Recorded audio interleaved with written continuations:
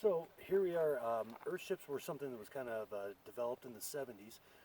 One person in particular whose name slips my mind, but you can do your own internet research, developed the concept, and the idea was to have a sustainable home. So the construction a lot of times is tires like these, and if you look, you can see the sidewalls of the tires are actually bulged out. And the reason that is they actually pack it with dirt, and to get it really packed in there, they'll take and actually drive the dirt in with a sledgehammer. These tires can weigh 300 pounds a piece when they're packed like that because it's so compressed. You'll also see, so they'll build a wall like that, and then you'll also see the use of bottles and over here cans as filler in the construction to take up space. Because of that, there's a lot of R value, there's a lot of insulation that happens. And because these things are dug in on one side into the dirt, such as this one over here, the backside you can see, it's using the Earth's natural temperature to maintain 68 to 72 degrees year-round. Also, if you look close, you'll see that they have solar power, solar water heaters. They do their own rainwater collection. It runs off into tanks, gets filtered out for any sediment, and then reused. And they construct them so that the windows are facing the south, so in the winter when they want the extra light, they can get that because the sun's lower in the winter, and at the same time they angle them so they don't get as much direct light in the summer. Really a great concept.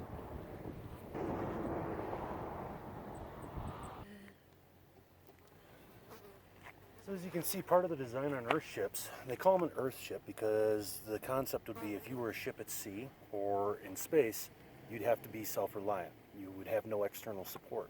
And so that's one of the key design goals in these particular buildings. So as we talked about the windows facing southward, they do a lot of food production in there. They get really great growth due to the light and the consistent temperature. Because the garden is indoors, they have full control on inputs, outputs, and everything else. So they get really fantastic food production. Also, they're using the gray water from the house for watering of the garden and for flushing toilets.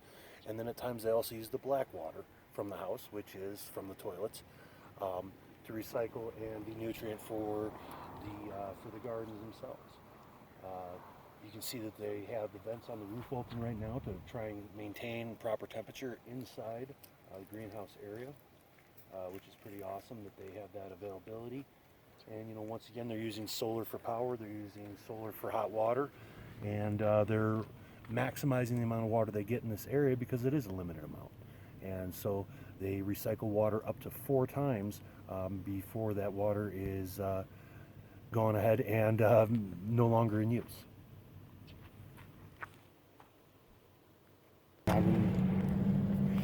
So here's just another look at a not completed wall.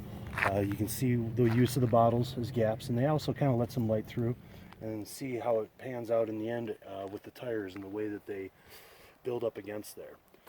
And if you look into the distance over here, you can see a completed bottle wall where the bottles are all in it.